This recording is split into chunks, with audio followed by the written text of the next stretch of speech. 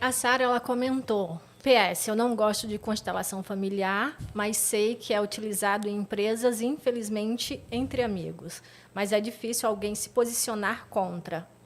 Obrigado. Difícil? Eu me posiciono totalmente contra. Não, mas eu acho que ela está falando na questão, tipo, tem no seu trabalho, é difícil você, como funcionário, Com se certeza. posicionar contra. Com Simplesmente ter que aceitar. certeza. Pelo amor de Deus. Se posicione, cara. Depende de quem precisa Vai do emprego, aceitar. infelizmente. Às o vezes que a pessoa é obrigado a, pelo Exato. menos, ficar quieto, né? Exato. O Bruno Alexandre, ele perguntou como funciona a abordagem transdiagnóstica. Cara, essa pergunta eu precisaria de umas 4 horas para explicar ela, mas eu vou tentar resumir. Lembra da psicologia baseada em evidência que eu comentei? Que existe um tratamento específico para transtornos específicos? Você estuda ali e vê qual que é melhor, Isso. né? Então, parece que o futuro da psicologia é o oposto disso.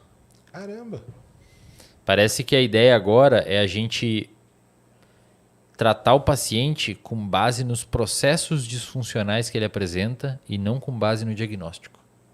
Porque a gente tem visto que, pensa assim, ó, quando você vê um paciente depressivo, o diagnóstico de depressão, você está vendo isso aqui, uma manifestação clínica. Mas atrás dessa manifestação clínica, tem processos que sustentam ela. Então, sono ruim, desregulação emocional, maus hábitos, A depressão é tipo a esquiva. consequência de tudo isso, né? Perfeito. É tipo você tem uma febre. Beleza, é febre. Mas o que está sustentando a febre? É uma bactéria, é um vírus, é uma intoxicação alimentar? O que está rolando? Mais ou menos isso.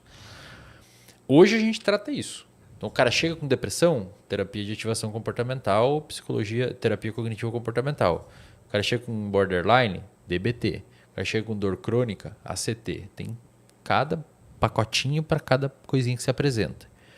Tem uma ideia que está ascendendo dentro da psicologia chamada de intervenção transdiagnóstica.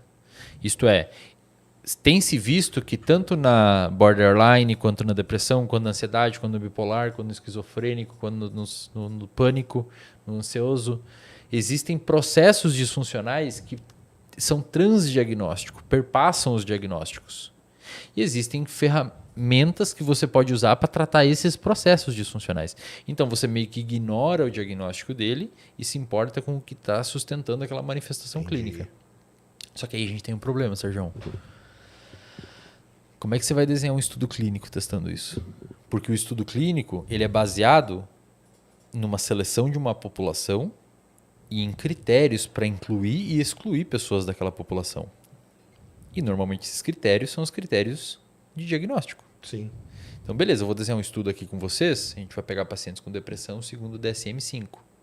Eu vou publicar falando, ó, segundo o DSM-5, a gente tem esses pacientes, a gente tirou os fumantes, tirou não sei o quê, tirou os que tomam remédio e a gente está testando essa galera.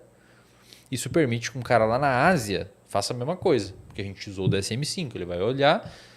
E quando a gente vai fazer transdiagnóstico, cara? Não se importando com o diagnóstico. Vão ter que criar um protocolo aí, Fica né? difícil, entendeu? Porque aí você está fazendo uma intervenção meio que exclusiva. Eu estou olhando para o Sergião, vendo a história de contingências que ele teve na vida, vendo o que ele passou específico, não quero saber se ele tem o diagnóstico, e quero ver nele o que está disfuncional. Ele está dormindo tarde, está fazendo isso, e aí eu entro com uma intervenção ali. Porque duas pessoas podem ter depressão igual, só que o que está causando nelas são Exato. coisas diferentes. Perfeito. Os dois manifestam um quadro clínico de depressão, só que esse aqui está sim e esse aqui está sim. Saca? Um dorme bem, o problema dele é Exato. outro. O outro não dorme, E aí- mas é outra coisa. Como que você faz? Aí o maior gargalo do transdiagnóstico é esse, mas já tem alguns estudos, principalmente um cara chamado Berlow, que ele já fez intervenções clínicas testando protocolos fechadinhos com um transdiagnóstico.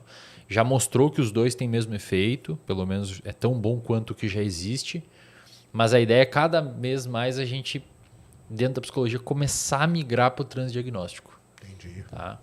Isso foi um paper publicado por um cara chamado pelo Reis, que é um dos pais da psicologia comportamental ali, junto com depois do Skinner e tal. E ele vem argumentando isso, assim, que é o Hoffman e o Reis que falaram isso. Você acha legal isso? Eu acho, Você cara. acha? Eu acho que é o futuro, cara. É?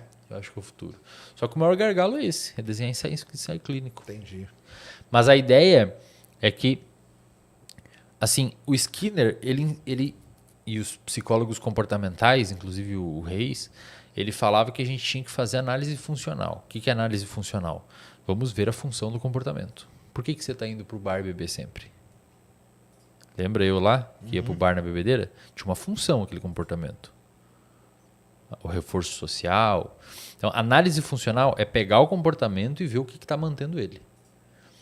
Aí, por muito tempo, a análise funcional foi deixada de lado e falaram, não, vamos olhar os protocolos. A gente tem que ter protocolo de intervenção. Entendi. E hoje a galera tá falando, não, peraí, esquece os protocolos, vamos voltar a fazer análise funcional. É a evolução da ciência, né, assim, cara? né? Não tem jeito. É a evolução da É ciência. que deve ter dado alguns muito errado, né? Será que não? É, muito De errado. não atacar o... Eu falo assim, ter essa coisa exclusiva. Porque quando você tem um protocolo, ó, protocolo para depressão. Mas não é todo mundo que... Pô, mas esse protocolo para mim, cara, não serve para nada. Porque eu durmo 8 horas por dia e tô E, cara, tranquilo. a Meu problema ideia é também, outro. cara, e a ideia também é que as neurociências têm mostrando cada vez mais, a gente está conseguindo ver melhor o que está acontecendo. Sim, isso com certeza. Sabe? A gente tem uma noção maior da importância do sono, da desregulação emocional, da esquiva. Então, a gente hoje tem mais coisas para trabalhar, não precisa fechar num protocolo, sabe? Pode ser mais aberto, né? Pode ser mais aberto. Essa é mas é o futuro. Ainda não se tem muita coisa, tá encaminhando, mas Sem seria- falar que existia muito também a questão do preconceito, né? Com relação à psicologia e tudo mais. Não, demais. Eu faço questão de vir nos podcasts e, cara, quando eu fui no Petri a primeira vez, ele podia me perguntar sobre feijoada, velho. Eu ia falar que a psicologia muda o cérebro, porque eu faço questão, cara. Justamente pra galera entender que é um... Claro. Eu gosto. Muito.